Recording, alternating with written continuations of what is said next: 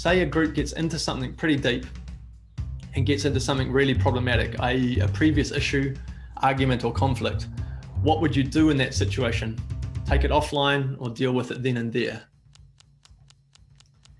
And maybe I'll share my reflections on your question here first, and then I'm going to ask you a question about it as well. But on one level, I'm probably not the best person to ask this question, which is kind of funny because it hasn't happened to me yet in a really dramatic way, at least. I'm sure there might have been stuff bubbling under the surface that I wasn't aware of because I don't know the teams that well. I do know of one team, and this story I think was in the online masterclass with the two fellows who were in conflict, and they'd come to like blows previously before the workshop. I see some nods heading to people. Remember that story? If not, I might share it again quickly. But so the manager came to me and said, two of my team haven't talked to each other in over 18 months, I think it was. Should we? And they've been in a fight before in the workplace. Should we put them in the same group or put them separately? And my initial instant reaction was put them in the same group together, because Jen Marnie, who was one of the first ever customers of this game, actually way back, she's a conflict resolution specialist, and she said that most conflict comes down to miscommunication. And I think at this core, this game is a game about communication. And my gut feeling was that if that's the case, my assumption was they probably had never had a chance to connect in this way before. So I said put them together, and then I quickly thought, oh, that might have been a little bit rash of me, since I hadn't experienced it before or even suggested that before. But I told him not to tell me who the people were or what groups are going to put them in, so I wasn't biased by it. And then after the workshop, I remember the two of them communicating and talking and sharing their lists, and one guy took some cards out and put some cards back in and said, oh, I'm actually just going to share. I came all this way, because he'd moved offices by then. So I have seen people and heard of people being in conflict. But the actual the cause of the conflict didn't come out in that, Kaylee, so that wasn't part of the conversation. But I'm sure it will happen in the future, and I have heard of it happening with others, and I think about it a lot because I always try to prepare myself for so-called worst case scenarios, or all eventualities. So I have been thinking about this, and I think it depends on a few variables here. And the first one might be how experienced you are at facilitating conflict in teams. And I am not experienced in facilitating teams through conflict. And so if it were me, I probably wouldn't deal with it then and there. I'd suggest that we observe/identify that it's come up, and then suggest with the team leader that we come back to that at a later date. That would be my personal approach to it to begin with, just because I'm not great at /experienced at all at facilitating conflict. And I certainly think you work to your strengths. But if you are comfortable with conflict in the workplace, or helping teams or people through it, then it might be worth dealing with then and there. But I think that might come down to two things. One, how big the team is. Because if you're doing a 30 or 40 person workshop, it's going to be very difficult to help people through that, or in a big environment, without derailing the whole of the session completely. And if it's in if it's in a big group, I would definitely take it offline, or suggest that we come back to that, or with the leader, we come back to that, because of what we want to achieve in the session. If it is a smaller group, then it's using your intuition and saying, am I comfortable with dealing with conflict as a facilitator? And two, is that conflict or argument between two people specifically, or does it involve the group? Because if it's just between two people and that's not related to the rest of the team, then it might not be beneficial for that session to be used for that. But if it is wider than that, and it is a whole team thing, then definitely I think potentially you could do that. Deal with it then and there. And Steve Hargraves, so he's our specialist. He's one of our specialist elephant riders. He's got to the second to top tier of, in the last year, he's facilitated over 40 workshops. And he also deals with conflict in the workplace. And he often says that he's run workshops where the outcome of the workshop, the supposed outcome of the workshop was to map the emotional culture of the team, but they ended up going down a different track based on what came out in some early conversations. So for him, he had the skill set, he's got the experience, and is comfortable himself with those conversations. So he let the conversation move somewhere else. But not all of us as facilitators are going to be comfortable with that / have the skills. So I think it comes down to those sorts of variables. There's no I don't believe there's a hard or fast rule with it, unfortunately. Hopefully you don't think that's a cop-out, but I just don't believe there's a hard and fast rule for it. Certainly though, if it does come up, I think you acknowledge it in the room and say, almost even celebrate the fact that it came out, and then this is what we're going to do after, to then bring us back to what the agenda or what the purpose of the session was. Yeah, those surprises aren't the sorts of surprises we'd ideally want in sessions, right? I think maybe a question, I've asked this a few times before workshops of the leader or the person who's commissioning, so to speak, the workshop, is there anything that I should know about the team before the session, or anything I should know about individuals within the team before the session? Sometimes it might be worth just posing that question, especially now that you've had that experience, Kaylee, as well. And it gives you a bit of a general heads up on that, because for instance, you could then decide, maybe based on discussion with the leader, if you have those people in separate groups, for instance, if they have been really heated before, and that might be one way for you to approach it moving forward. But certainly asking that question pre-workshop, if you are the coach or facilitator, is there anything I need to know about the individuals within the workshop or the relationships people have got? It'll give you a chance to get to know the team a bit more before you get in the room as well. How do you position the ECD as not something that is soft and fluffy? Is that right? Yeah. Okay. Great question. And I sort of wanted to start, and this might be a little bit blunt, but I sort of want to start by, let's not position it as soft and fluffy.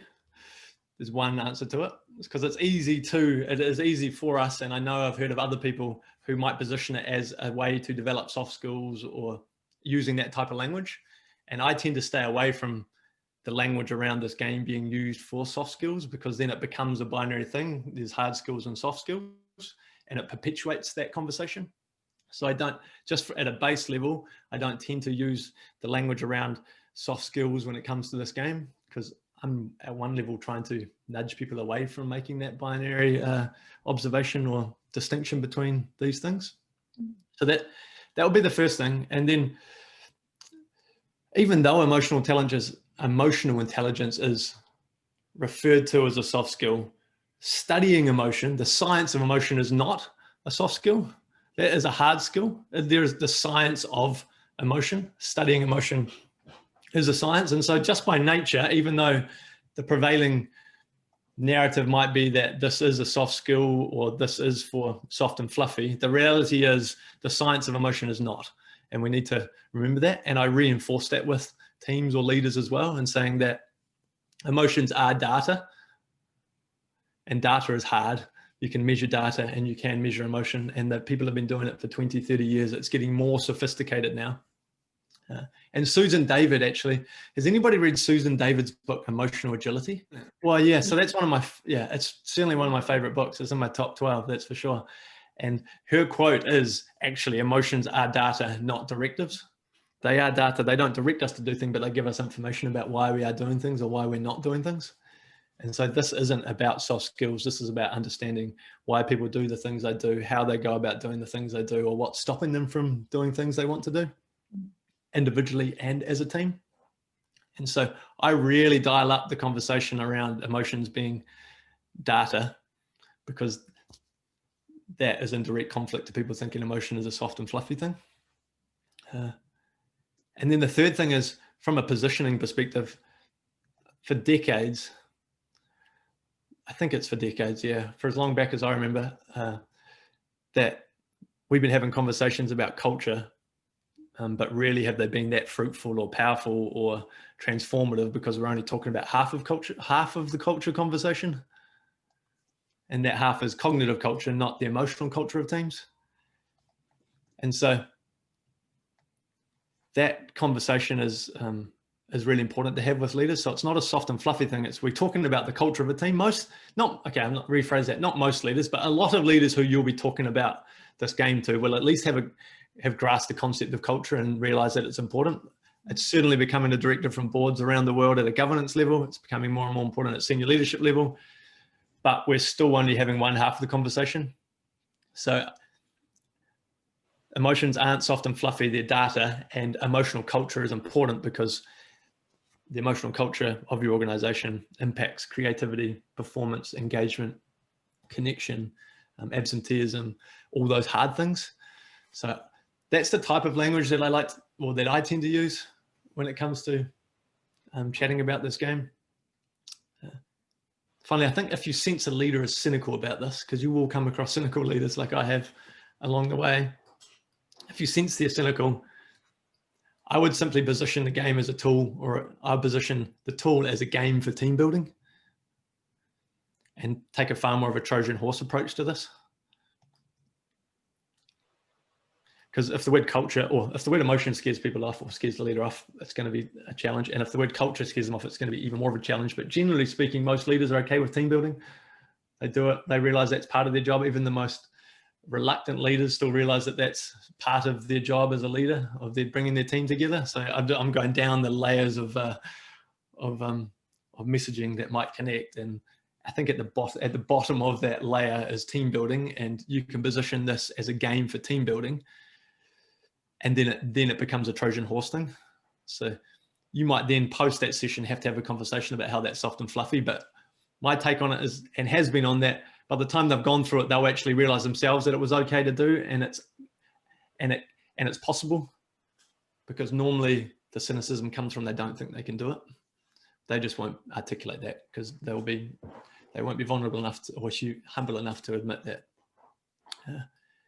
If that's the case, though, the last bit on this cynical leader piece, which is actually quite a common occurrence, which is one of the things we're fighting against with this game, is that if the leader is cynical and you are using the Trojan horse team building approach, as the facilitator or coach, you'll have to really set the tone when it comes to vulnerability and openness and sharing. Because I have heard stories where the leader's gone first and shared like a 5-second story about their card, and then that sets the tone for the rest of the room. And I've experienced that. But if you go first and you share a 1.5 minute story about something that's really important to you, that sets the tone, and then you make sure the leader goes last. Because by the time it comes to them, they'll feel a bit like the odd one out if they don't open up and be vulnerable and share as much as the rest of the team. So I guess there's a little bit of architecture around how you design the room or how you have people sitting in the room. But that certainly means that you as the leader or coach or facilitator needs to leap first, and that you're subconsciously asking for reciprocation. Yeah. I love that little simple metaphor or that analogy, the picture of the amygdala in that. So I talk about that in my workshops, and I know other facilitators do. I came across it from one of our facilitators, Lottie. I'll spend more time on, probably in sessions that I'm either leading up to sessions or during sessions, talking about the impact of the white card, so to speak, or undesired emotions on us. One, because a lot of teams might want to shy away from having a conversation about these white ones. If you use these cards a lot, you'll come across leaders or teams who say, I don't want to do these ones. I don't think it's important. I don't think we should go there. It might open stuff up. And those are all common sense assumptions and reflections and observations on these cards. But Mark Brackett, sorry. Some of you will have read his book, Permission to Feel, or heard me talking about it, because I'm absolutely obsessed with him now. I only came across him, Tens and I see you smile. I only came across him about 6 months ago. I have his mood meter up on the wall because I'm obsessed with his mood meter. If anybody, just Google Mark Brackett's mood meter if you want to check out his mood meter. But he talks about, from a physiological perspective, Rachel, he talks about how building on the name entertainment thing, when we name and label our unpleasant or undesired emotions, it actually moves it from our amygdala, our limbic system, into our prefrontal cortex. And simply by labeling them, we reduce the unpleasantness of them. So even though at the time or beforehand, it might seem like this is going to open stuff up, we're actually subconsciously helping people to regulate one label, recognize, but then also regulate the unpleasant things and reduce the unpleasantness of them by labeling them. So I didn't know this up until 6 months ago, by the way. I just had experienced teams who told me they didn't want to use them. We'd used them and seen a transformation or seen moments where they'd gone, wow, okay, I see why we did it now. But I never had the words or the science to describe why that was happening. I just experienced it a lot.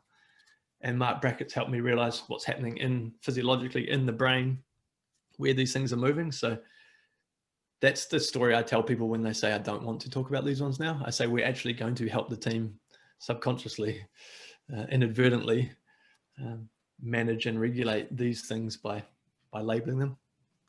So I do spend a bit of time on that when I'm in sessions as well. Yeah. Tips for marketing ECD workshops / consulting. So just generally, how do you, I'm guessing if I rephrase that, generally, how do I market ECD workshops and consulting projects? And I'll share my advice first, and then I'm going to actually ask you, Kaylee, if you could share your story, because you've done some incredible stuff over the last few weeks, marketing yourself and what you're doing. And just intuitively taken the approach that I've taken. But my first off advice is to think less about marketing and more about creating experiences for people. And if you put the lens of how do I create experiences rather than how do I market this, you'll start to think about the problem in a slightly different way. Because if you're thinking about how to market it, that automatically becomes a comms problem or a comms opportunity. But if you think about creating experiences, it becomes an engagement opportunity. Within that, naturally, there'll be comms, but it's just a different lens on it. And so from day one, I didn't necessarily think about how could I market this, but I thought about how could I create really interesting experiences where people would come into a room, I could take them through the game, I could then take photos of it, I could give them a demo of the whole thing, I could then get testimonials, I could then post about my sessions and then invite questions based on those experiences, and then use LinkedIn or Facebook or my email list to then share that story wider. And so then I thought, oh, how do we create interesting little half an hour or 60-minute or 2-hour experiences for a group of,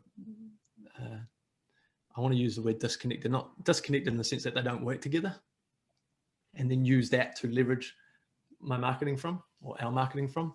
And Katie, you've talked about using the game with, you carrying the cards with you, sometimes using the icebreaker at the start of a meeting. Yeah, so I think somebody, did you say, Donna, you, apart from the coffee idea, or somebody else asked that question about the coffee idea? Certainly carrying the cards around is an experience in itself, because if you bump into somebody and you ask how they're going, or they say they've got a challenge with the team, you can go, hey, I found this game, would you like to see it? And you sit down and play it with them and do the weekly retro, and it takes 10 minutes. That in itself is an experience. It is a marketing exercise. If you're social media inclined, then you take a photo of that and post about that, not necessarily meaning that anybody gets identified, but it just becomes another touch point, another chance to practice using the game for one, but another experience that you can use to tell people about. Because then the next person you bump into, you tell them a story about how you bumped into somebody and you used the game for 5 minutes and it led to this. So all of a sudden the stories are coming from the experiences you're creating. Yeah. So that's certainly the mindset I've taken to the marketing of it. There's a messaging aspect to this, obviously. Big picture, like at its most high level, like the pointiest part of whatever pyramid or anything, any structure you're thinking of, is that I tend to start talking about the game being a completely new or innovative way to focus on the culture of your team. Like that's my sort of, it's a very poor elevator pitch, and I've got far more beautiful ones crafted on our website, but it just seems to be the one I can say the easiest. So I've got this new and innovative game that we can help you to focus on the culture of your team. And if that leader is an early adopter or somebody's interested in you and interesting things or is curious, you'll automatically get a connection. And if they're not, I tend not to spend any time convincing those people, because my whole belief is built around let's find the people who believe what we believe and help do amazing things for those people. And because I spent a lot of time in the first 2 years trying to convince people that this mattered, convincing people who didn't really care so much, and I felt it's my job to convince them. And then I realized about 2 years in that was taking up a lot of time, energy, space. Also, there was a lot of rejection in that as well, which was obviously tough to manage a lot. And I stopped focusing on those people and started looking for cues when people leaned into the conversation, and then working with those people. But big picture, I talk about this being a completely new and innovative way to explore the culture of your team. But I also talk about how there's 12 different ways to use the game. So from a marketing perspective, I think that's really crucial on one hand, because that then one shows the breadth of use of it. And in the course, I think when I shot the masterclass footage, there might've been 9 ways, but there's now probably 12. There's actually a few more than this, but I feel as if I give people more than 12, that will even overwhelm them even more. Yeah. But why I think this is important is that from a sales and marketing perspective is if you know the pain point of the person you're dealing with, you can then structure the conversation around that. So if you know that the leader or the company has got a pain point around how they develop leaders, then the way I position the conversation or the messaging I use is how this game can be used to develop more caring and empathetic leaders. Or if employee engagement is an issue or a challenge, then the 12 monthly employee engagement survey is not going to be fixing anything, and it's only rear view mirror anyway. And I talk about how this game is a different way of engaging our employees and understanding their motivations, drivers, fears, what they want in their workplace. If a team is going through change, then I'll talk about how this game can be used to help teams navigate change and uncertainty. So I'll find the pain point through the conversation over a coffee or email, whatever it is, and then position the tool based on that, because it can be used in all these different ways. So that's sort of more of a 101 type sales philosophy, I guess, where you find the pain point and then suggest the solution based on what that pain point is. But what's the final thing here when it comes to the marketing and the tips for the consulting? And Lottie talked about this actually last week. There's a difference between free and giving your stuff away for free and not getting anything in return. No value exchange. Often when we talk about free, we're worried that it's only a one-way value exchange. But I'm a huge believer in creating small experiences that don't cost anything or are free in return for testimonials or for reviews, because one, I get better and I get to improve, but two, I can share the story. And so creating free experiences for people to come and learn about the game is really important. One, it shows our generosity, and I truly believe in reciprocation, and people will reciprocate. Not everybody, but on the whole, people will. But two, I really believe in this abundance model, that there's enough for everybody.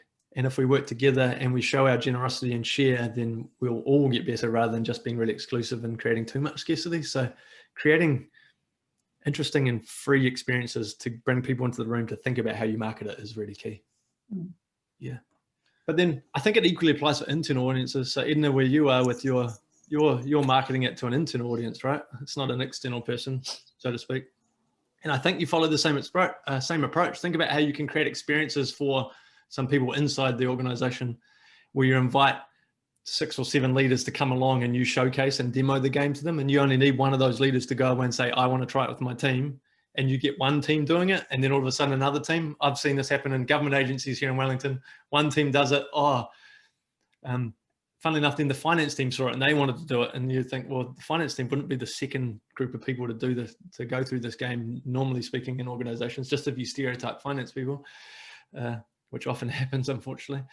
And then somebody else will want to do it. So creating experiences internally is equally as important as creating experiences externally if you're a consultant or coach, I think.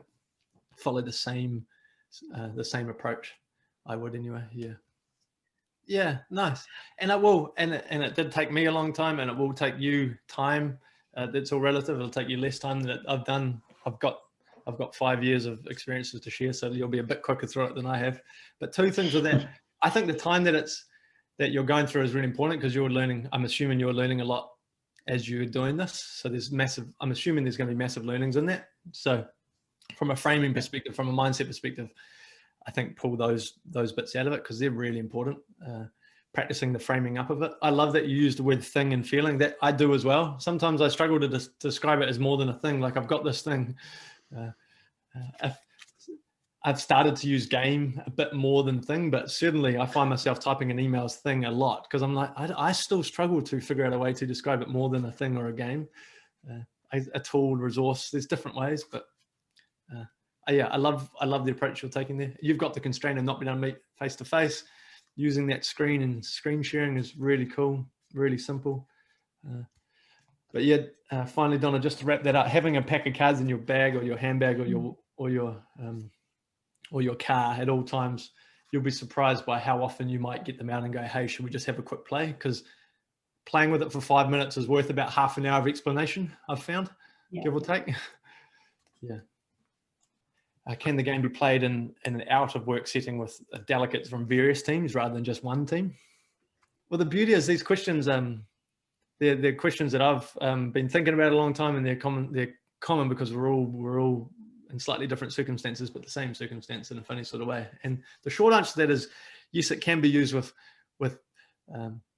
a group or delegates outside of a work setting. So just like Kaylee talked about there, her workshops were with people that didn't work for a team. They were with various organizations, leaders from various organizations coming together. And funnily enough, it's actually my favorite thing to do now, because I get to share the game with as many people as possible when I bring 30 or 40 or 70 people together in a room who don't work together to learn about the game.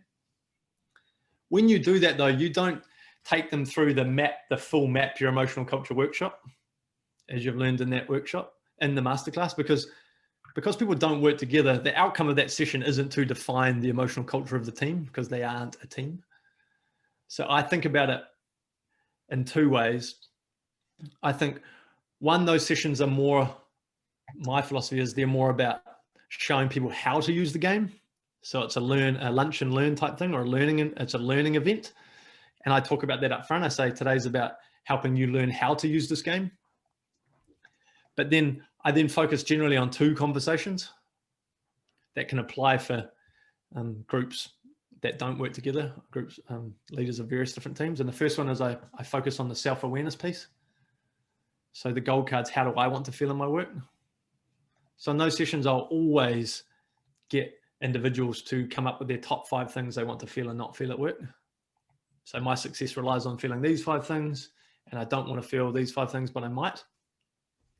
And I explained at the start, especially if there's leaders in the room, that's important, because we have to manage our own emotions before we can manage our team. So the self-awareness piece is a really critical part. And funnily enough, even now when I run leadership workshops, I still start with the self-awareness piece. I think maybe, Donna, funnily enough, when I worked with Glenn that time, I think that was the first time I tried it, where we went through the self-awareness cards before we then went into how do we want our team to feel. Right. Because about that point in time, I'd been running workshops where I just focused on leadership, going, how do we want our people to feel, and not reflecting on self. And I realized that we were missing a bit, because by starting a session with how do I want to feel, we can have empathy for our people, because you'll automatically then be able to go, oh yeah. Or I then ask the question, imagine if you do this with your teams now, with your people, and you've just done it. So you're naturally more aware of what it's like. So when I bring disparate groups of people together, I always focus on taking them through or teaching them how to come up with the top 5 things they want to feel and the top 5 things they don't want to feel. You can, if you're running an hour-long session, you can spend an hour just on that. By the time you do the weekly retro, you tell them the story behind the game and why it matters, and then you get into that. That could be a 60-minute session. And at the end of the session, everybody walks away with a list of top 5 for what they want to feel and not feel. And then you can then challenge them to go away and find one teammate and try it with, or one employee, and try it with them. And I love challenging people at the end to say, why don't you go away and pick one person and try it with? Because it gives them something to go away and do. The second focus I might take on that type of environment or that type of session with disparate leaders coming together is the leadership question. So how do you want your people to feel? And teach them how to go through the process of defining the top 5 things they want their people to feel and the top 5 things they don't want them to feel. And then explore potentially in the session, if you've got enough time, that maybe if you're going up to an hour and a half or 2 hours, what the rituals, behaviors, and actions are to reinforce help people feel more of the pleasant and manage the unpleasant. That then comes down to time, how much time you've got. Because if you've only got 60 minutes, you can't do the self-awareness and the leader and anything else from that, because it will take an hour really, if you want to do it at any sort of level of meaningfulness, I think. The question around the focusing on the leadership aspect, though, I think is kind of powerful depending on who you've got in the room, because you will be aware of the question, hopefully, on the pink card, which is, can you see that there? How do we want our people to feel at work? It's not quite. What you can then get people to do is decide how they want to define people. Because people could be their employees. It could be their players if they're a coach. It could be their students if they're a teacher. It could be their clients if they're a consultant or coach. You can define people in any way that you like.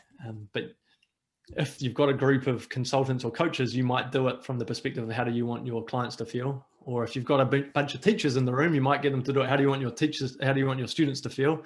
You can you can change that leadership conversation based on who's in the room.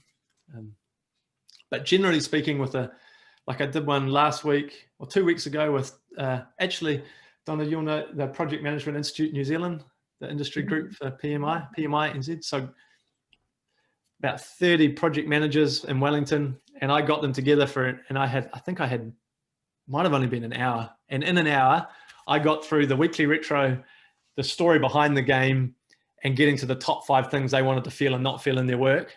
Yeah. That took me about 50 minutes, maybe 55. And then for the last 5 minutes, I taught them how to use it from a project management perspective. Yeah. To help review projects. So that's what I did in an hour with 20 people who don't work together, who just came together for an experience. Yeah. So, Wanda, that's how I start to use the game or play with the game with delegates from various teams if they're not inside the same organization. Yeah. Does that help? Thank you. That's really useful. Nice. As part of the ECC, the Emotional Culture Club, I'm going to share a whole bunch of workshop plans, like a half-an-hour plan, an hour-long plan, an hour and a half, and a 2-hour one, like different versions of it that you could then follow depending on how much time you got and how big your group is. Because I think those sessions are really, like, as you've heard from Kaylee, she's run 2 of them now, they're really powerful ways to create an experience which then generates interest, curiosity, intrigue, which then can from a business perspective generate business, or if you're doing that internally, and it generates interest from your leaders internally to then run stuff inside the organization or help internal teams. Yeah. Which was, how can I use the ECD in an educative context, so an education environment? And the cool thing is more and more people in education are using the game, which is really exciting. And Adam Lynch, who's one of our pro elephant riders or training to become a pro, he spoke on Thursday night actually about how he's been using it with teachers. And it was awesome to hear his stories. He's been using it with firefighters and teachers. So that you can imagine, on one level, same spectrum, because they're there about serving and caring deeply for people, but relatively opposite ends of the spectrum when it comes to personalities and mindsets, it would seem. But the beautiful thing, the beautiful thing for me when it comes to education is that all we have to do is change the core question again. And you might notice that I come back to this a lot. It's like that framing question is so important, but also the most liberating thing with this game is that the 2 core questions in the game as they stand are, what do we want our people to feel? And then what do I want to feel? And those are the 2 sides of the cards. But with teachers, the core question becomes, how do you want your students to feel? And then you go through the process. If you're using it with a bunch of principals, our question you could use is, how do you want your teachers to feel? Because as a principal, you're in a position of leadership. If you're using it overarching with schools, it becomes, how do we want our emotional culture of our school to be? Or how do we want the environment of our school to feel and not feel like? If you're using it with students, it becomes, how do you want to feel at school? How do you not want to feel at school? And then I think the last one, which I've seen being used in families recently, is we don't have a family yet. We're going through that process. We're going through that journey at the moment. But I've seen people and heard of people when their children come home from school, they say, how did your day go? Or what happened at school today? I used to get asked that by my folks anyway. And somebody shared a story with me the other day that they, instead of saying, how did your day go at school, they say, how did you feel at school today? And they get the cards out. And then they pick the cards that the kids pick the cards that describe how they felt at school. And I was like, wow, it's such an interesting and different conversation than just, what did you get up to today, or how did it go? Which you're probably going to get good, bad, or depending on how articulate or how open the kids are. So I think within an education environment or educative context, you can use it with teachers, principals, school, students, and family at home just by changing that core question. And as I said, think about that in any environment, any industry, how you change the core question to be most applicable to the environment that you're in, or the people you're serving, or the people within your community. And the more you play the game, the more confidence you'll have when it comes to changing that question. But the more you hack it and play around with that question, the more interesting I think the conversations become, and also the more targeted your conversations and your sessions become as well. Yeah. So that's how how I've heard of it being used in education space or education environments and how I know other people are using it. Which is the top tips for cold calling with organizations. Here it came from. I like the coffee date with the cards. Anything else? So I haven't called it a coffee date with the cards before, but I think that's a really beautiful way of putting it. It's, do you want to catch up for a coffee? I've got this cool game. We'll have a play with it, similar to how you talked about it, Richard, via emails. Well, I didn't have a chance to prep for this question, so I was then just quickly racking my brain for, I'm allergic to the idea of a cold call for a start. I worked in sales when my cricket career finished. I started working in sales, and I was always allergic to that thought, which I think is why I've been going down the frame of experiences rather than cold calling. Yeah. In my general approach to it. But I wouldn't underestimate or discount the impact that coffee date idea can have. It can be really powerful, and in moments that you don't expect as well. So having the game on you really helps. Like I was in Auckland last week, and I didn't have a pack of cards with me the day after the event, and I was like, oh damn it! I was thinking in my mind, how am I going to explain to this person I'm meeting the concept of this game and how it works without having them there? And even that was paralyzing for me. And I designed this, and I've been doing it for 5 years. I was terrified at that thought that I had to try to explain to this person how the game worked without having the cards there.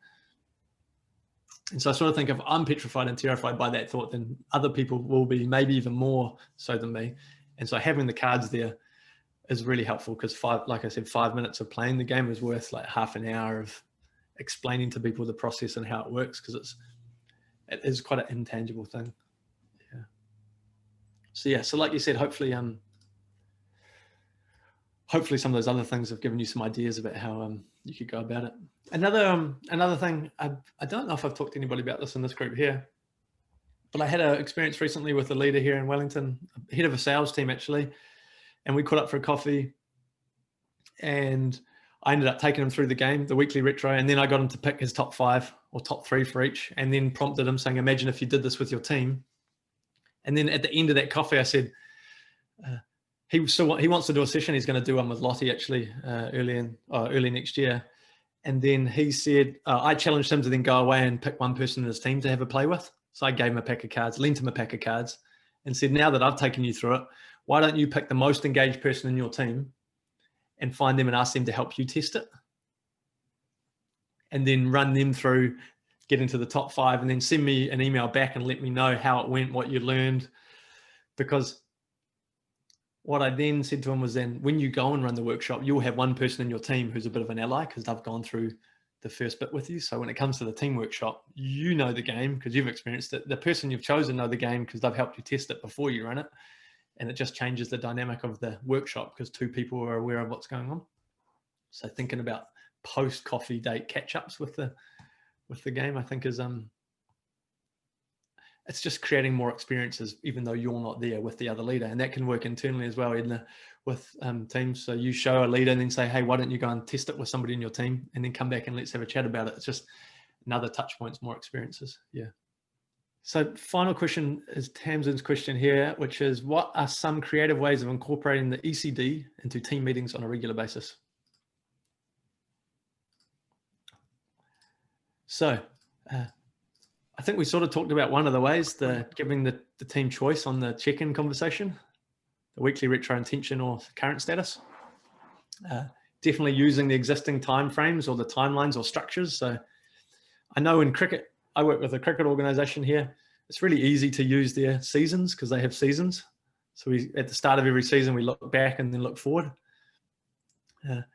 Play around with the existing structures that you've got and use those check-in conversations, just change the time frame. So it's not a weekly thing, it's a fortnightly or monthly, or the sprints. If you're an agile organization, using it for the sprints. So some people work in a 2-week sprint period or a 3-in-1, and there's numerous more than that. So thinking about those frequencies to inject the game into. Another one, which has happened, government agency here last year used the game for a whole year. So at the start of the year, they went through the map your emotional culture process, came up with the top list of 6 for each, 6 things they wanted their emotional culture to feel and 6 things they didn't want it to feel like. And then once a month for the first 6 months, they picked one emotion And they get, so in their monthly team meeting, I think it was like an hour and a half meeting. At the start of the meeting, they picked one emotion or one feeling they wanted to focus on for the upcoming month. And then they did a start, stop, continue for that. And at the end of 6 months, they'd gone through each one of those, each one of the top 6. And then they reevaluated, did it again, and their list had changed, and they did it again for 6 months. So that was another way to roll it over a year, which I think was a really interesting and cool way, because it brings focus along the way.